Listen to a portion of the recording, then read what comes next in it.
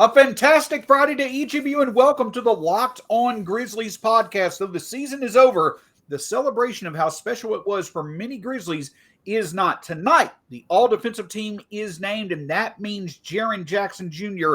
should certainly get his honors. But will it be first team? Will it be second team? I know he'll get his flowers, but we want him to be with the first team wrapping on them. DeMichael Cole, how are you, sir? What's going on, Sean? How we doing? It's showtime. It is showtime. Just like Jaren showed up all year on defense, we're about to show you why Locked On Grizzlies is the one and only place when it comes to the best Grizzlies coverage out there. Here we go, the Locked On Grizzlies podcast. You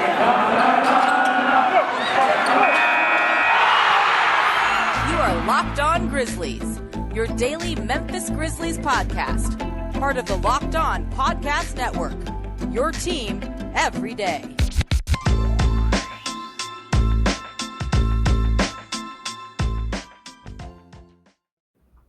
Welcome one and all to the Locked On Grizzlies podcast. My name is Sean Coleman. As always, pleasure to be with you. I'm co-host of Michael Cole of the Commercial Appeal. What a wonderful, wonderful mind, person, beat writer. I don't think I've ever complimented him as much in a 5-second interval. Don't get used to it, DeMichael. My name's Sean Coleman. You can find me at StatsSAC on Twitter. You can also find us right here on YouTube. Hit that subscribe button below. Also want to remind you of our title sponsor, BetOnline.net, the fastest and easiest way for you to bet on all your sports when it comes to wagering and betting. That's the best place for you to go, betonline.net. So, DeMichael, let's start a little bit non-Grizzlies here, all right? We have, as of this recording, we have the first games of both the Eastern Conference and Western Conference Finals in place. Game 2 of the Eastern Conference Finals is tonight. Hopefully the Celtics get a bit more, can't remember if Kyle Lowry's going to be back, but I think that Al Horford is. Horford's back, Kyle's out, I think. Yep. Yeah. Overall impression so far of the Final Four teams, I get it. It's fun to see basketball at this level, but also it kind of makes you feel as if, man, if the Grizzlies could have just stayed healthy, they could still be making some noise right now. Yeah, Sean, first of all, you're asking me to do a one-game overreaction. I see how you're twisting it to make me do this one-game overreaction. Real smooth. But are you gonna get to it or not? I mean, just waiting. With these four teams, these are four of the best teams playing here. This is always the thing. I saw with the Suns, they finished their last 18 or so games. It was like 9-9 or something like that. The Mavs had the second best record in the NBA, since mid-January.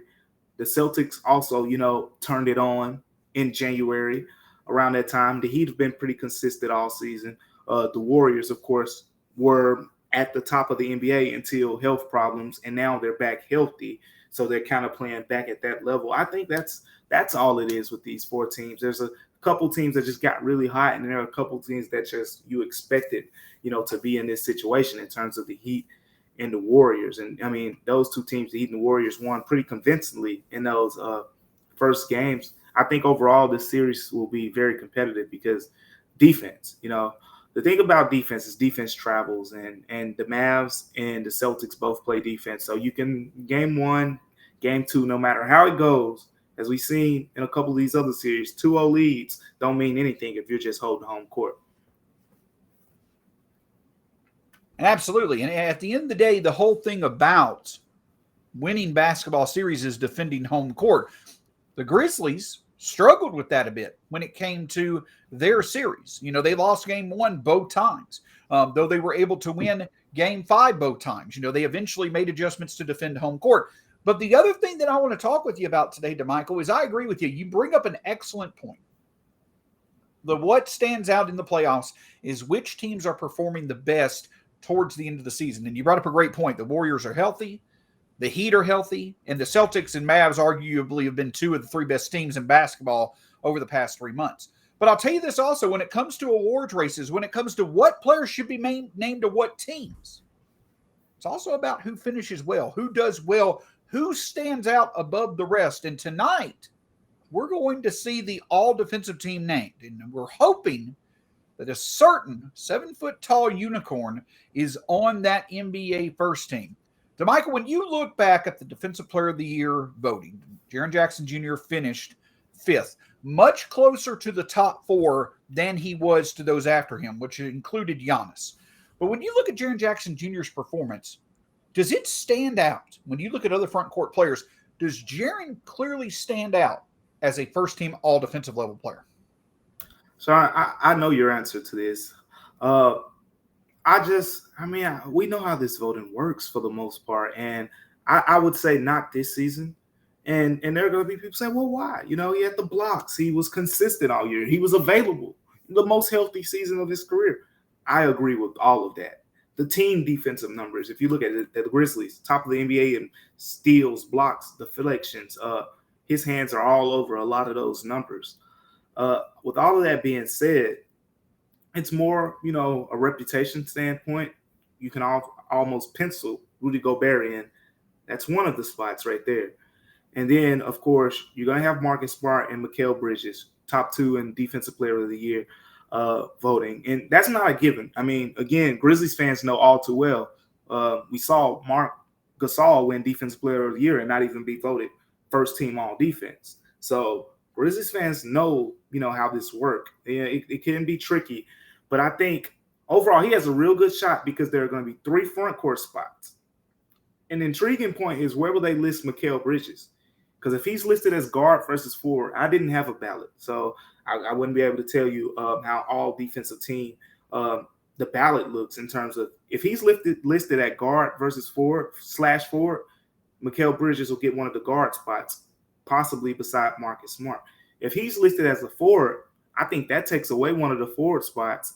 And then you have Rudy Gobert in a spot. And now you have Jaren Jackson Jr. battling Bam Adebayo and Giannis for one spot instead of battling Bam and Giannis for 2.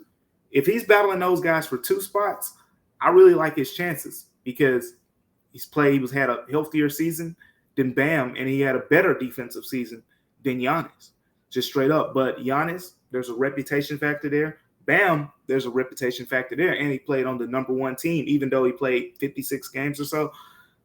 It's hard for me to see it. It'd be nice, to see the Grizzlies get that recognition of a first-team All-NBA defender. But Sean, just the optics of it, I'm not liking his chances. Especially, I feel like Mikal Bridges will be listed as a forward. If he's listed at forward, then someone like Drew Holiday will get that other guard spot, and there's no hope. No, your breakdown was as on point as it can be. It was excellent perspective.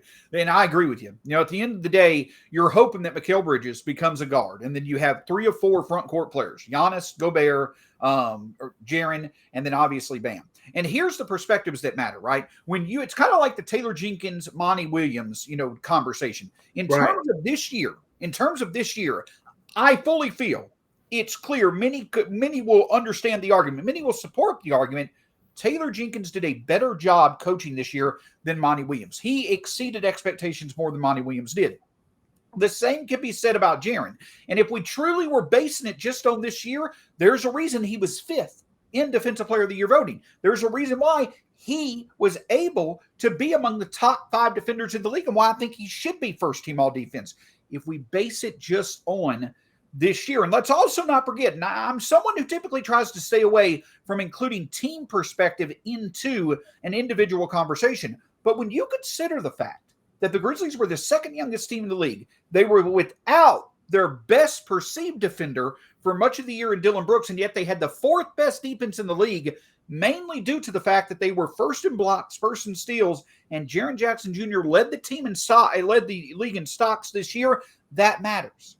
But is it enough? Do voters want to go into the numbers enough and put it enough on this season to overcome just, hey, if we see 2 guys even, just go with the guy with the better reputation? And that's, to your point, why I think that Jaren may be the odd man out, even if there's 3 positions and you have those 4 players that I mentioned to choose from. And to your other point, Jaren may not have the reputation this year, but this is where it starts. This is the year he's establishing that reputation so that moving forward, he can be in the position that a Giannis or a Gobert or Bam are. So I do feel that in terms of this season, he is a first-team all-level defender. He deserves to be a first-team all-level defender, especially with how good the Grizzlies' defense was statistically. But I also don't know if it's enough to push the narrative to where you're going to overcome the reputations that are already there with those other three players I mentioned. Yeah, exactly. And you mentioned it in terms of the reputation. We have a couple examples just this season. I remember when Giannis first started making his name into this whole defensive, player thing. I believe he finished second 1 year before he won the next season. And then with Mikal Bridges, similar thing. Last year, he had a great defensive season, and I think he didn't make an all-defensive team because Matisse Thybulle, because this is back when I was at the Inquirer, it was a big deal back then in Philadelphia between Mikal Bridges and Matisse Thybulle getting that last spot. Matisse Thybulle got that spot, but Mikal Bridges earned that reputation to where this season probably on par or not even as good defensively as last season, but just reputation alone and the fact that more people are just paying attention to him after they found out his name last season. Now he's finishing second in Defensive Player of the Year vote and got a decent amount of votes. So yeah, at the end of the day, the reputation factor is there. Jaren Jackson Jr. has earned his reputation. More people are aware of what he's doing. That's going to carry him throughout the rest of his career as an all defensive team caliber defender. We'll see how it ends up this year. It's very iffy. I'm really stuck on how Mikal Bridges is listed part.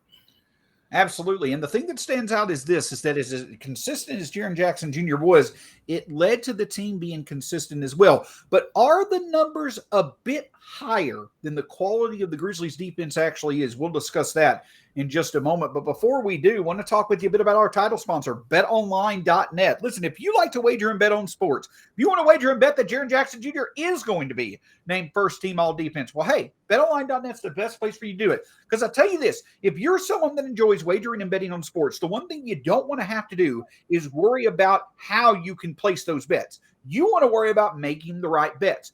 Whether you're on your mobile device or laptop, BetOnline is going to have you covered. Go to betonline.net, put in any type of bet that you want, and you're going to get taken care of. Basketball, football, baseball, hockey, Vegas casino games. Whatever you choose to bet on, betonline.net's the best place for you to do it. Check out betonline.net today.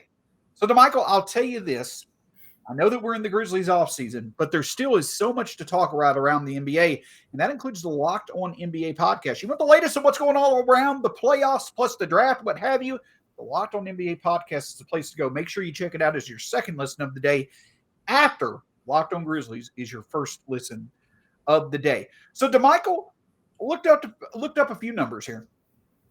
And the Grizzlies, I think that it's a bit of a surprise. I really do. I think it's a bit of a surprise to realize that in terms of defensive rating, the Grizzlies were fourth in the regular season, and they were fourth in the postseason. Like, I can tell you for certain when it comes to the postseason, I didn't feel the Grizzlies were that good. But offense has kind of gone up a little bit, so they still had good defensive numbers. But the thing that I'll say is this, is that one of the reasons why the Grizzlies were so good on defense is because they led the league in steals, led the league in blocks. They led the league in defensive activity. But I'll ask you this question, DeMichael. I feel the Grizzlies clearly were a top 10 defense for much of the year. But do you get the feeling that they truly were a top 5 elite defense for much of this season? Where are the football fans at? I'm going to use the football analogies here because this Grizzlies defense, and I know most of the people on here are probably Titans fans, but I'm going to think of recent Baltimore Ravens defenses. Baltimore, Sean, fix your face. It's just for analogy. It's just an analogy. Fix your face. Who cares about the Baltimore Ravens? Nobody cares about the Baltimore Ravens. Just stick with the analogy, Sean. All right, fine. Heaviest blitzing team in the NFL past few seasons, right? What comes with that is they create a lot of turnovers off of that type of defense. But they're prone to give up big plays every now and then. Really good defense, but they're not known as that stocky defense like the San Francisco 49ers and, those type groups who really stand you up and force you to earn every single yard. That's not the Grizzlies. From a defensive field goal percentage perspective, they're not going to just swarm you down into 80-point games. That's not their style. Their style is jumping into those passing lanes and creating havoc, getting out in transition, pushing the pace, rebounding the basketball, keeping you off the offensive glass. That's Grizzlies basketball. It's more around havoc and things like that. Now, when you think of those defenses who take you down in defensive field goal percentage, those are the teams who have the Boston Celtics, for example, where you have Marcus Smart, Jason Tatum, Jaylen Brown, Robert Williams, and Al Horford all on the floor together. 5 guys, arguably, who can, be in the all defensive team conversation, like legit across the board. And even when you throw Derek White in there, another guy who can be in that conversation. With the Grizzlies, you have Dylan Brooks, you have Jaren Jackson Jr. in that conversation. John Morant is not in that conversation. Desmond Bane's not in that conversation. So with that being said, I think the Grizzlies just have a formula.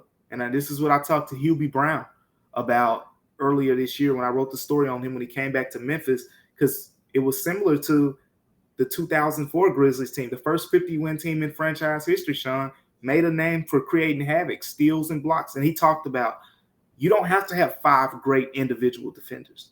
It'd be great to have because it makes your scheme even simpler. You don't have to do too much. But when you don't have that, you take risks, you take gambles, and that's what the Grizzlies did this season. That's why we saw games, like when they played the Warriors, they held them under 100 points.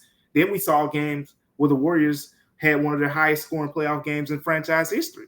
It was very feast or famine at times, but I'm with you, Sean. Top 10 defense for sure, because the feast was there a lot, as evidenced by them stealing the ball as much as they did. The people on the Warriors side that I talked to, Sean, let's just say they were telling me they were happy to get out of that series with the Grizzlies. I had people telling me things like, oh, no matter who they play between the Mavs and the Suns, they're not going to turn the ball over like this anymore. No team's going to force them to turn over. They were pretty much, aggravated by the way the Grizzlies were forcing them to turn over the ball. And I think that's just the perfect, synopsis of the way the Grizzlies play defense. Man, I'm going to give you a compliment. You were on your game today. That football analogy was excellent. You picked the wrong team. Whatever about the Baltimore Ravens. Go Titans. I'm kidding. But excellent example. But the other thing that I'll say is this, is that while the Grizzlies are a team, I asked Taylor Jenkins, and I know that I actually asked him this back in February of 2001. And I know that that's 15 months ago. But the thing that I asked him was that you lead a very opportunistic defense. Is this what you're wanting? The consistent, when we talk about the Grizzlies playing a high level of defense, is this what you're meaning by that version? And he said he wanted to be opportunistic, but he also wanted to be consistent. And one area where the Grizzlies did improve this year, DeMichael, they were 11th in the league in opponents' 3-point field goal percentage, 12th in the league in opponents' 3-point field goals. 2020-2021 season, opponents shot 36.7% from 3. Yep. This year, 34% from 3. So when you combine them leading the league in steals, leading the league in blocks, when you see the improvement they made at defending the 3, and when you consider the fact they did this for 2/3 of the season without Dylan Brooks, you're really starting to get an idea, okay, maybe they're not a top 5 true defense in the NBA, but they certainly are in a much more advanced version of themselves than they were even a year ago. And that has to really, really be encouraging heading into the offseason. Yeah, and that's where it goes into that growth we always talk about, Sean. Me and you talk about it mainly from the offensive perspective, with guys like Jair shooting the ball better, Desmond Bane having a bigger package in his offensive repertoire, John Morant winning most improved player, and his scoring bump it up the way it did. We talk about it from that perspective, but it ties into the defense too. Taylor Jenkins was able to do more with that team defensively this year. And you saw the trust, I think, in Jaren Jackson Jr. was there a little bit more than in the past. He trusted him when Jaren Jackson Jr. would come in the game with 2 fouls and 3 fouls, in the third quarter and 4 fouls in the fourth quarter. And sometimes he got burned in those situations. But there were times where it really benefited the team. But overall, just the trust factor went up. Jaren Jackson Jr., one day, I was talking to him, Sean, just about defensive schemes and how they were guarding a certain player. And I could just see it in his head. Just the numbers, just everything that Taylor Jenkins said, just like went to his brain really quick. And then he just stops and he says, man, so many things are going through my head right now. And I think that was just the perfect, that's this defense. They throw so many different things at you. Taylor Jenkins talks a lot about mixing up coverages, blitzing guys, trapping guys, soft hedging guys, just coming at them different type of ways throughout the course of a game. And that's how you create those turnovers. They expect to see one thing and they anticipate it, and you throw another thing at them, and then boom, you tricked them. They're turning the ball over. That's the Grizzlies defense. And it's because it's the third season in the system. He was able to add more things on this year. And not only is it that, the players were more knowledgeable and more sound. And not only that, it's the same group of players. So the trust is there. When John Morant gets beat off the ball, he knows, oh, Jaren Jackson's going to have my back, or, things like that. So the trust factor is there too. And to your point, the trust factor, that leads to communication. And we talk about this team being the second youngest team in the league, which I think, should be relevant to make this so impressive.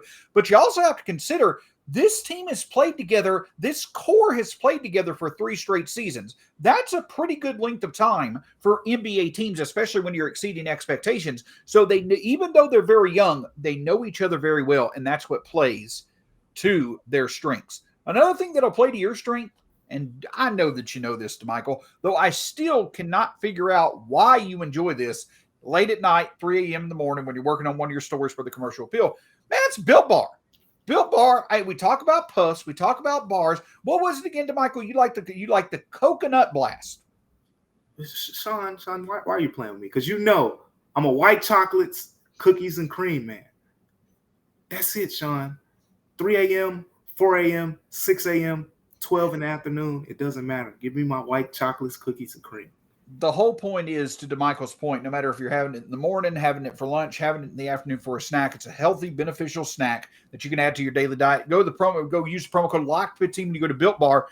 When you go to Built.com, put in the promo code LOCKED15, you get 15% off your next order of Built Bar. And hey, like DeMichael says, whenever you want to enjoy it, it's going to make your day better. Go to Built.com, put in the promo code LOCKED15 and get 15% off your next order from Built Bar. Hey, I'm going to tell you this. There's going to be plenty of excitement over the next few days as we hope to see Jaren make the NBA All-Defensive First Team.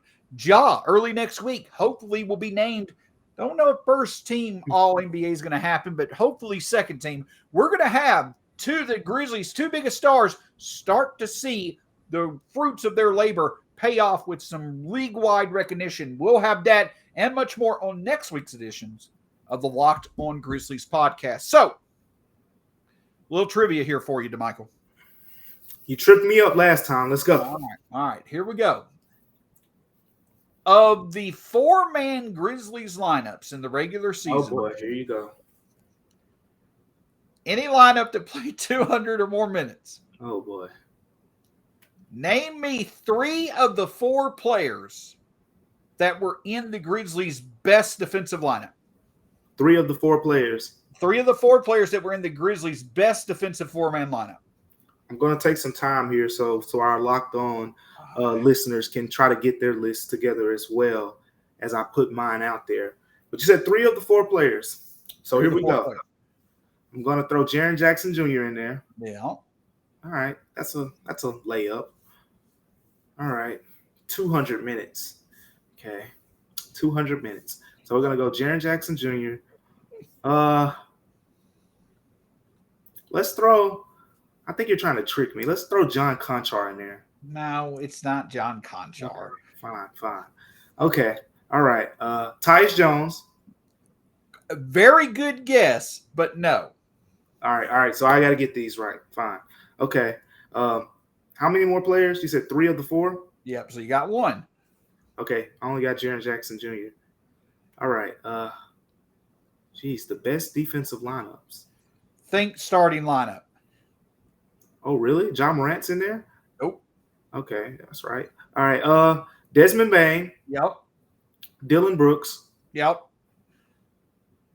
There's Steven 3. Steven Adams. As a matter of fact, that's the reason why the Grizzlies lineup was so good with Ja.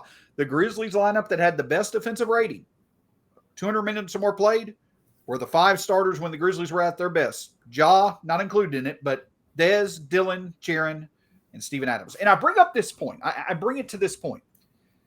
We've talked about the fact that Ja, the best version of this team probably moving forward is Ja surrounded by a strong defense. Yep. I don't think anybody really got to the point of thinking that Jaren was going to be a defensive player of the year. But without a doubt, despite the fact that Dillon was out for much of the season, the Grizzlies were still playing at their best defensively when he was on the court. And the reason why I think that is because when you look at the defensive combination of, as you mentioned, Dillon and Jaren, that makes the other 3 players on the court be so free to be able to do what they need to do. It allows for those other players to get the steals, get the blocks. It allows for those other players to effectively scramble, communicate, what have you. Having those 2 command centers, and I'll even go to the point of putting Kyle Anderson on there, who I think is underrated when it comes to his communication, making adjustments. He's kind of Taylor Jenkins' coach out there when Dillon and Jaren aren't out there together. But you got that. You just got different levels, DeMichael, that really stand out. And the other big factor in this is this. Well, we'll first talk about the starting lineup, and I'll get to my point. But my point is, if teams wanted to see the Grizzlies with a strong defense to support John Morant in their starting lineup, they got it much earlier than they expected this season. Yeah, and I want to go back to your point when you talk about building the defense around those 2 guys. I think getting Steven Adams this year was really important as well, because what we saw up close is Jaren Jackson. Oh, I'm feeling the football analogies today. I really am. Let's use a Titans player. Why not? Kevin Byard. How did you knew where I was going? You knew where I was going.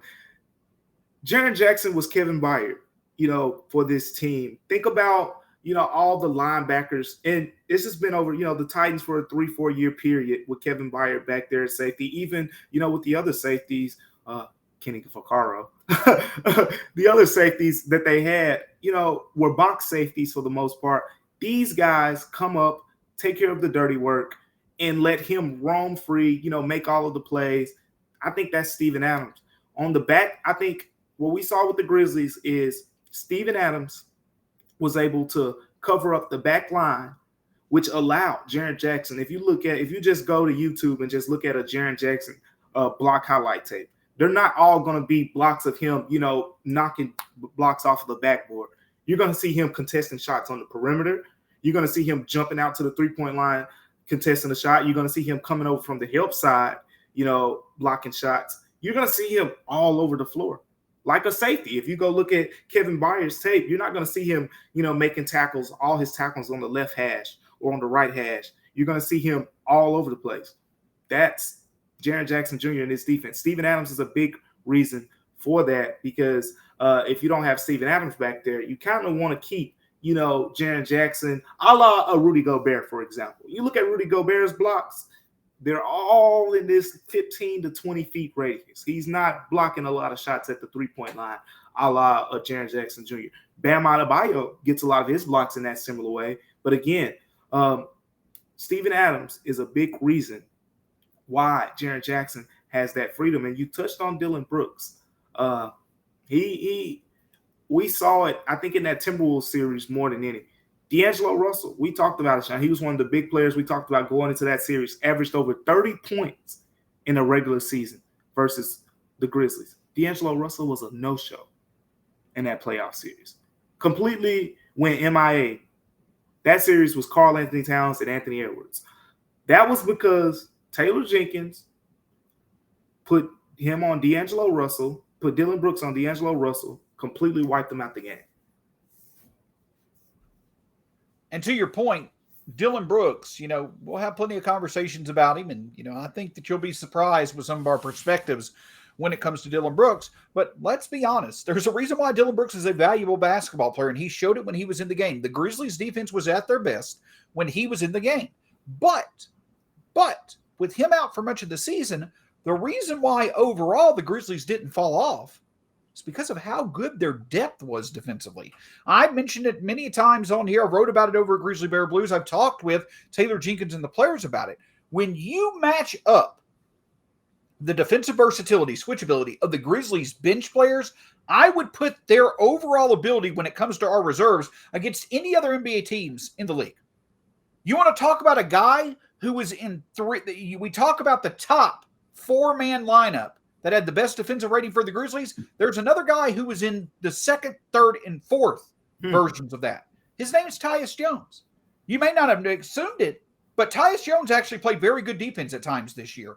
But you look at the ability of Xavier Tillman and Brandon Clark being out on the perimeter, not being guys who on islands are liabilities because of how good they are defensively. You talk about Zaire Williams knowing how to use his length as the season went along. DeAnthony Melton being the turnover-causing machine that we all know he can be. There's a lot of versatility to go with the command center that Kyle Anderson is with his instincts and intelligence. There are so many different versatile ways you could use different parts of the Grizzlies defense. That's also what contributed to it. There were many different ways that Taylor Jenkins could deploy coverages, and he did it well because he knew that the pieces that he was using could offer their skills up at different point in times to get the job done. Before I make my point here, I just want to point out something really quick. Sean does all this talking about in the beginning about me being so smart, but just if you just heard him there, when I guessed Tyus Jones, he didn't make that point that Tyus Jones was on the second, third, and fourth highest rated defensive teams. He left me in the cold, tried to make me seem like I didn't know what I was talking about. But again, that's Sean for you. We're going to interrupt Locked On Grizzlies for just a second to present to you DeMichael's tissue break. Go ahead, DeMichael. Sean, the only tissue that the Grizzlies will need is if they let Kyle Anderson go, because I'm getting to your point. I've seen people. I gotten a lot of emails and responses to the story that I wrote about Tyus Jones and trying to retain him in free agency, and a lot of people pointed out, let Kyle go, but re-sign Tyus. And I just want to back up your point, reiterate that Kyle Anderson guarded point guards, shooting guards, small forwards, power forwards, and Karl Anthony Towns in the playoffs as a starter. We saw it all season long. We saw him start games at small forward. We saw him start games at power forward. We saw him guard Karl Anthony Towns in the first round. We saw him guard DeMar DeRozan when he was the hottest player in the NBA. He needed one basket at the end of the game. Kyle Anderson went in that huddle and said, "Give me DeMar." He went in the huddle, said, "Give me DeMar DeRozan," stripped the ball out of his hands. Grizzlies got the win. He's important, man, and I think people are overlooking it because there's the flash factor. But you talk about, that first team, in the defense of the starters, but you just mentioned it with Tyus. Then there's Kyle Melton with his deflections and things like that. The way, he is probably top guy when you talk about creating havoc, right up there with Jaren Jackson Jr. He's the top guy on the wing at doing that. Dylan Brooks, more of your sound defender. Just stays in the guy, creates low field goal percentages, scrapper, dives on the floor. DeAnthony Melton is more, he's going to, get the steals, get deflections on the ball, tip passes, things like that. They have a lot of different guys, as you pointed out, a lot of different type of players who play defense. And all in all, that's why Taylor Jenkins is able to come at these teams in so many different ways. And if you get this group, for the most part, this group is going to be back again next year. They're going to come at you in a bunch of different ways again, and they're going to continue to be a pretty tough defense to solve. So let's see here. You do a podcast, again without me, earlier this week talking about the breakout potential year next year of Zaire Williams. You want to keep Kyle Anderson because of how versatile he is for our defense, but you know that opportunity has to be out there with Zaire. It's going to lead to some tough conversations. And me and DeMichael are going to have them this summer. Yeah.